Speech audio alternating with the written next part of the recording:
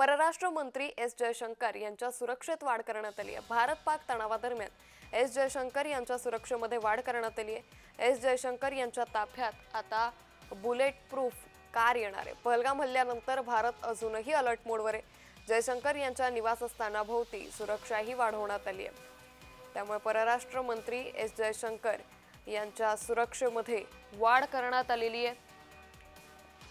तर पहलगाम हल्ल्याच्या पार्श्वभूमीवर आता परराष्ट्र मंत्री एस जयशंकर यांच्या सुरक्षेमध्ये वाढ करण्यात आली। या संदर्भात अधिक माहिती घेऊयात आमचे प्रतिनिधी निरंजन कुमार यांच्याकडून। निरंजन जी, परराष्ट्र मंत्री एस जयशंकर इनके सुरक्षा में वाढ कर दी गई है।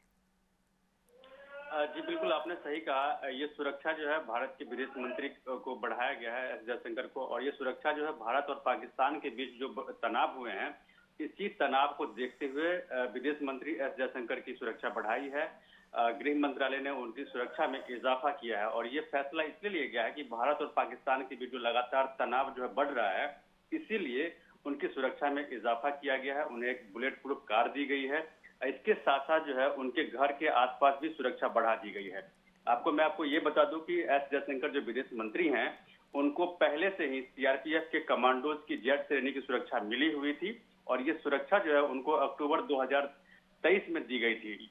उस समय में वाई श्रेणी थी और उसको बढ़ा करके 23 में जेड श्रेणी की सुरक्षा दी गई थी जी। तो आप समझ सकते हैं कि जो उनकी सुरक्षा में इजाफा किया गया और इजाफा जो है भारत और पाकिस्तान के बीच जो तनाव है उसको देखते हुए लिया गया है। एक बात और मैं आपको बता दूं कि आईजी ने उनकी सुरक्षा में बढ़ाने के लिए एक रिक्वेस्ट की थी कि एस जयशंकर की सुरक्षा बढ़ाई जाए और उसके बाद जो है उनकी सुरक्षा में इजाफा किया गया है।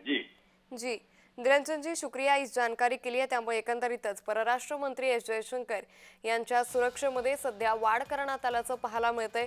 पहलगाम हल्ल्यानंतर आता परराष्ट्र मंत्री एस जयशंकर यांच्या सुरक्षेमध्ये ही वाढ करण्यात आली आहे। तर या संदर्भातली मागणी करण्यात आलेली होती।